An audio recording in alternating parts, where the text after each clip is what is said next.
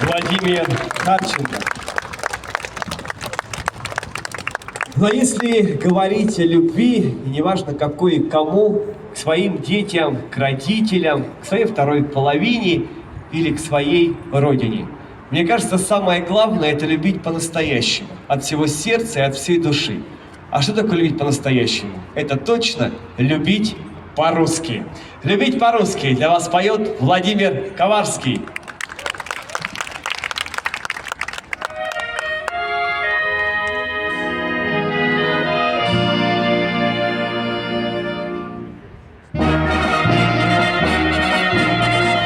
Отпущено свыше заполнять верой души и полями страданий, и дорогой в мечту. Мы Россию слышим сквозь кровавые стужи, мы поймем и подставим наши спины кресту. Мы Россию слышим сквозь кровавые стужи, мы поймем и подставим наши спины кресту. Любить по-русски значит жить без камня в сердце и в душе своей. Любить по-русски значит Божье пламя, вести корабль возвышенных страстей. Любить по-русски значит Божье пламя, вести корабль возвышенных страстей.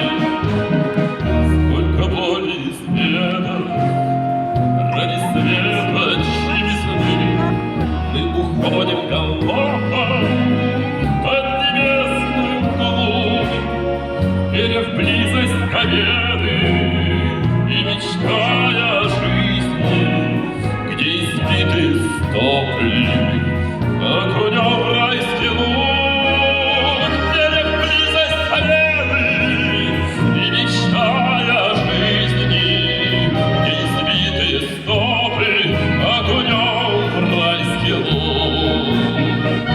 Любить по-русски значит жить без камня в сердце и в душе своей. Любить по-русски значит Божье пламя, вести корабль возвышенных страстей. Любить по-русски значит Божье пламя, вести корабль возвышенных страстей.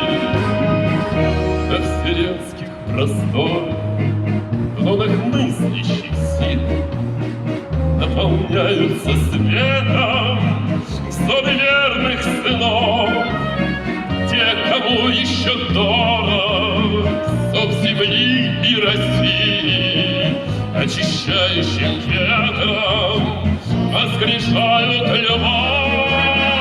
Те, кому еще дорог зов земли и России, очищающим ветром воскрешают любовь.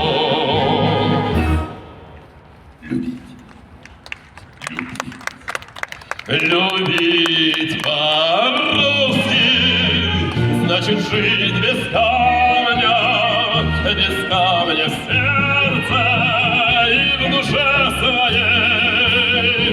Любить по-русски значит Божье пламя, вести корабль возвышенных страстей. Любить по-русски значит Божье пламя, вести корабль возвышенных страстей.